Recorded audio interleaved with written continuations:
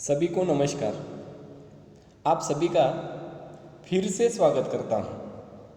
उम्मीद करता हूँ कि आप सभी सुरक्षित और खुश हो। आइए अपने आज के विषय की शुरुआत करते हैं। पाठ्यक्रम में पद्य विभाग आता है और इस पद्य विभाग में आधुनिक कविता का हिस्सा आता है। ये जो हमारे सामने इतनी सारी कविताएं हैं, इन सारी कविताओं को आधुनिक कविता के अंतर्गत हमें पूरे साल भर पढ़ना है, उसका अध्ययन करना है। आधुनिक कविता के अंतर्गत पहली कविता है अधिकार, जिसकी कवित्री है महादेवी वर्मा। दूसरी कविता है गहने, जिसके लेखक है कुवेंपु। तीसरी कविता है कायर मत बन, नरेंद्र शर्मा जी की ये सुंदर कविता। अगली कविता है एक वृक्ष की हत्या, कुंवर नारायण जी की ये कविता। अगली कविता है भारत की धरती, जिसे मानव जी ने रचा है। और छठी कविता है हो गई है पीर पर्वत सी। ये सुंदर गज़ल हिंदी के महान गज़लकार दुष्यंत कुमार जी की है। तो दोस्तों, इस साल आधुनिक कविता के अंतर्गत हम इन 6 कविताओं का अध्ययन करने वाले हैं। इन 6 कविताओं से सबसे पहली कविता है अधिकार, जो कि हिंदी की छायावादी कवित्री महादेवी वर्मा द्वारा रचित है। तो इस कविता का आज हम अध्ययन करेंगे। छात्रों, यह कविता है अधिकार और इसकी रचयिता है महादेवी वर्मा। चलिए पहले इस कविता का पठन करते हैं। कविता ऐसी है। वे मुस्काते फूल नहीं जिनको आता है मुरझाना, वे तारों के दीप नहीं जिनको भाता है बुझ जाना, वे नीलम के मेघ नहीं जिनको है खुल जाने की चाह, वह अनंत ऋतुराज नहीं जिसने देखी जाने की राह, वे सूने से नयन नहीं जिनमें बनते आंसू मोती, वह प्राणों की सेज नहीं जिसमें बेसुध पीड़ा सोती, ऐसा तेरा लोक वेदना नहीं जिसमें अवसाद, जलना जाना नहीं जिसने जाना मिटने का स्वाद, क्या अमरों का लोक मिलेगा तेरी करुणा का उपहार, रहने दो हे देव, अरे यह मेरा मिटने का अधिकार, रहने दो हे देव, अरे यह मेरा मिटने का अधिकार। दोस्तों, महादेवी वर्मा ने कितनी सुंदर कविता की रचना की है। इस कविता का आशय इस प्रकार है कि प्रस्तुत कविता महादेवी वर्मा की निहार इस काव्य संग्रह से ली गई है। वेदना और करुणा आपके काव्य की अनुभूति है। जीवन की सार्थकता परिस्थितियों से मुकाबला करने में है, न कि पलायन करने में। दोस्तों, ये इस कविता का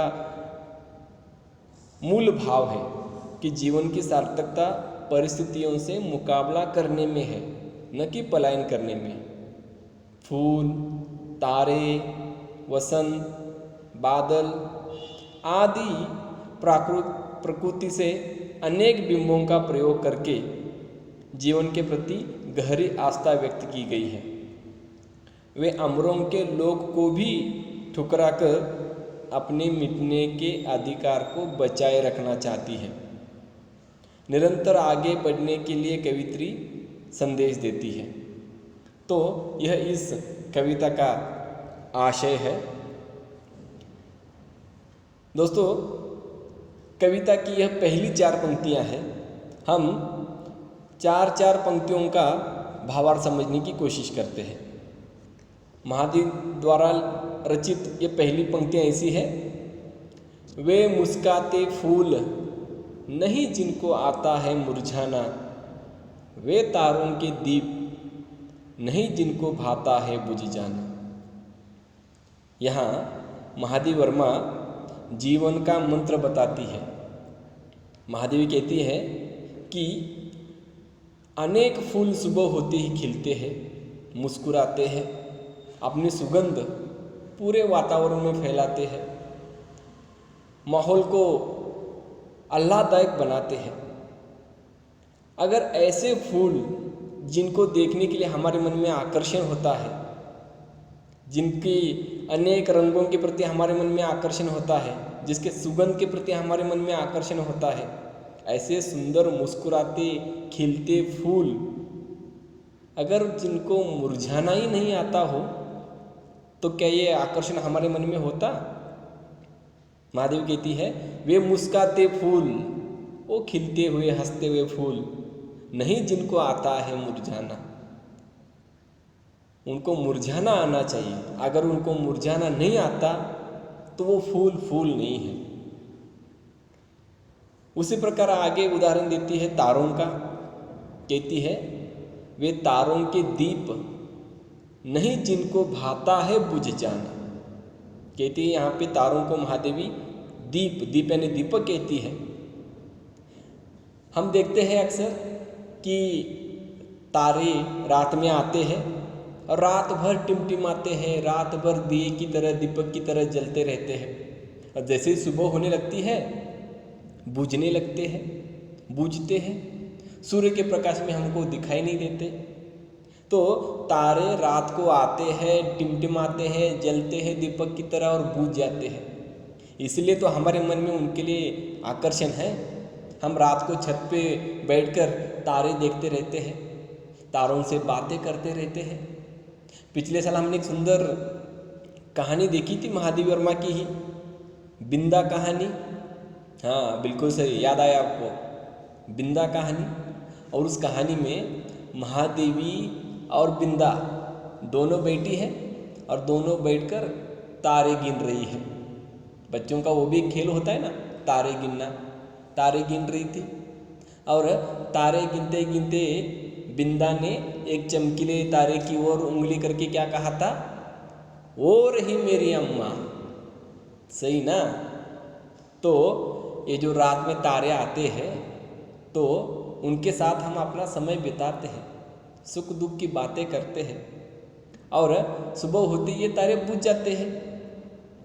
महादेवी कहती है कि अगर ये तारे बुझते नहीं तो उनके लिए हमारे मन में ये आकर्षण होता।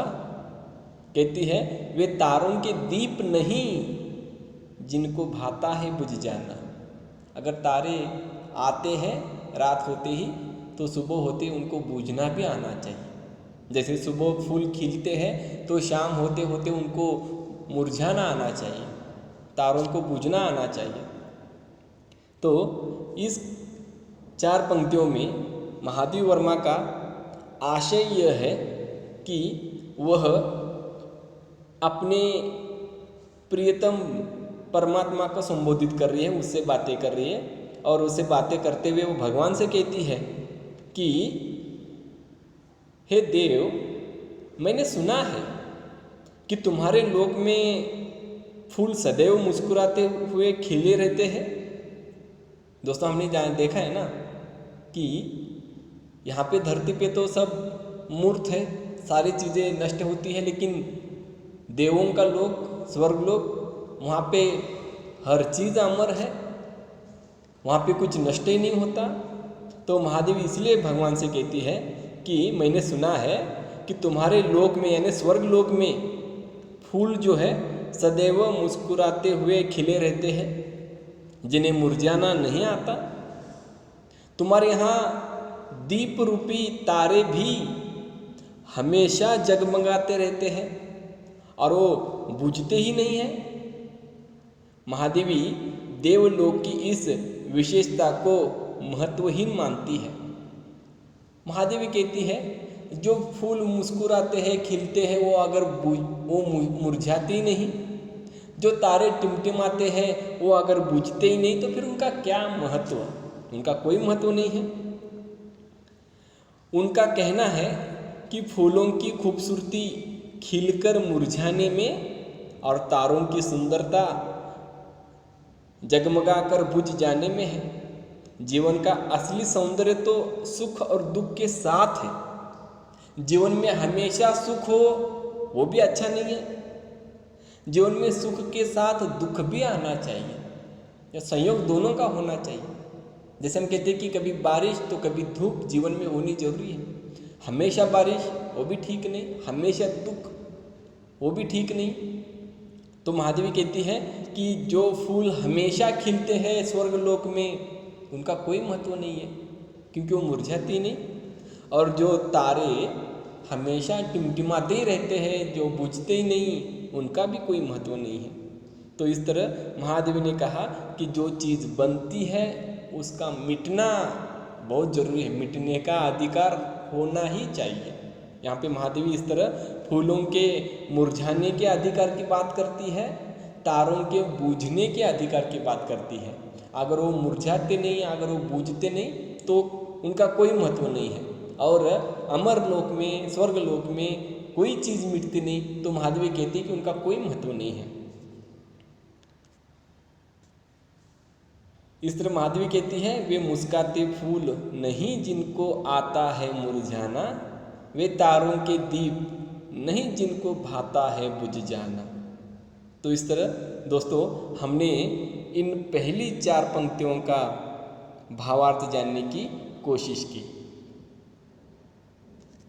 इन 4 पंक्तियों के ऊपर दोस्तों परीक्षाओं में दीर्घोत्तरी का 4 मार्क्स का सवाल इस तरह आता है कि फूल एवं तारों के विषय में कवित्री महादेवी वर्मा क्या कहती है। ये सवाल परीक्षा में 3 मार्क्स के लिए आ सकता है, 3 मार्क्स के लिए दीर्घोत्तरी का सवाल होता है। तो फूल एवं तारों के विषय में कवित्री महादेवी वर्मा क्या कहती है, इसका उत्तर जवाब इस तरह है। फूल और तारों को बिंब के रूप में प्रयोग करते हुए कवित्री ने इनके माध्यम से जीवन की नश्वरता एवं अस्थिरता पर प्रकाश डाला है।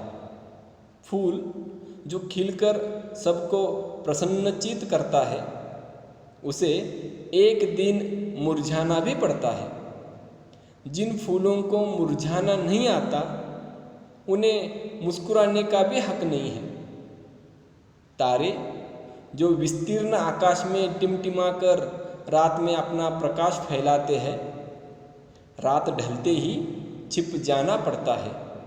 ऐसे तारे दीपक नहीं बन सकते जो बुझना न जानते हो। जो मनुष्य दुख नहीं सह सकता उसे सुख की चाह नहीं रखनी चाहिए। सुख और दुख जीवन में आते रहते हैं, उनसे मनुष्य को विचलित नहीं होना चाहिए। तो दोस्तों इस तरह यह इस पहले सवाल का जवाब है। ऐसे ही दोस्तों सह संदर्भ भावार्थ स्पष्ट कीजिए, ऐसा एक सवाल आपकी परीक्षा में आता है और कविता की 4 पंक्तियाँ दी जाती है और उनका संदर्भ के साथ भावार्थ लिखना होता है। ये जो आज की हमने पहली 4 पंक्तियाँ देखी है, वे मुस्काते फूल नहीं जिनको आता है मुरझाना, वे तारों के दीप नहीं जिनको भाता है बुझ जाना। इन 4 पंक्तियों के ऊपर भी सह संदर्भ भाव स्पष्ट कीजिए, ऐसा 4 अंकों के लिए सवाल आ सकता है। तो इसका उत्तर ऐसे होना चाहिए। पहले प्रसंग, प्रस्तुत पद्यांश यानी पद्य का अंश हमारी पाठ्य पुस्तक साहित्य गौरव के अधिकार नामक आधुनिक कविता से लिया गया है, जिसकी रचयिता महादेवी वर्मा है। संदर्भ में लिखना है, महादेवी जी के इस सरस गीत में वेदना की मार्मिक अभिव्यक्ति हुई है। वे अपने अज्ञात प्रियतम की विरह की पीड़ा पर अपना अधिकार बनाए रखना चाहती है। वे सर्वसुख संपन्न लोक की कामना नहीं करती, वे सांसारिक जीवन में ही रहने की कामना करती है। इसका भावार्थ ऐसे है, उसकी व्याख्या ऐसी है। महादेव वर्मा अपने प्रियतम यानी परमात्मा को संबोधित करते हुए कहती है कि मैंने सुना है कि तुम्हारे लोक में यानी स्वर्ग में फूल सदैव खिले रहते हैं, उन्होंने कभी मुरझाना नहीं पड़ता या मुरझाना नहीं सीखा है, किंतु मैं तो वे फूल चाहती हूँ जिन्होंने मुरझाना भी सीखा है। पीड़ा का अपना आनंद है। आपके स्वर्गलोक में तारों के दीपक है जिनको बुझ जाना कभी अच्छा नहीं लगता है, अर्थात वे सदैव जलते रहते हैं। यदि तुम मुझे अपना लोक प्रदान करो तो मुझे ये दीपक नहीं चाहिए। मुझे तो संघर्षशील मिट्टी के दीपक अच्छे लगते हैं जो दुख और सुख से युक्त इस संसार को प्रकाशित करते हैं। मुझे तो दुखों का साथी अच्छा लगता है। इस तरह महादेव वर्मा सुख के साथ दुख की भी कामना करती है। यहाँ पे विशेष लिखना है, मानव जीवन में उत्पन्न वेदना की अनुभूति को प्रतिपादित किया है। महादेव वर्मा ने मानव के जीवन में उत्पन्न होने वाली वेदना पीड़ा को यहाँ पे व्यक्त किया है। भाषा के बारे में लिखिए। शुद्ध हिंदी खड़ी बोली भाषा का प्रयोग इस 4 पंक्तियों में किया है और इन 4 पंक्तियों की शैली है भावात्मक गीति शैली है, जो भाव को व्यक्त करने के लिए इस्तेमाल की गई है। तो छात्रों, इस तरह आपको इस 4 पंक्तियों का सह संदर्भ भावार्थ लिखना है। तो छात्रों, आज हमने महादेव वर्मा की अधिकार कविता की शुरुआत की है और इस कविता की पहली 4 पंक्तियों का आज हमने अध्ययन किया है और आगे की कविता को हम हमारी अगली कक्षा में देखेंगे। उम्मीद करता हूँ कि आज का ये वीडियो आपको पसंद आया होगा। अधिकार कविता के पहली 4 पंक्तियों का भावार्थ आप अच्छी तरह से समझे होंगे। ऐसे ही वीडियो देखते रहिए। धन्यवाद।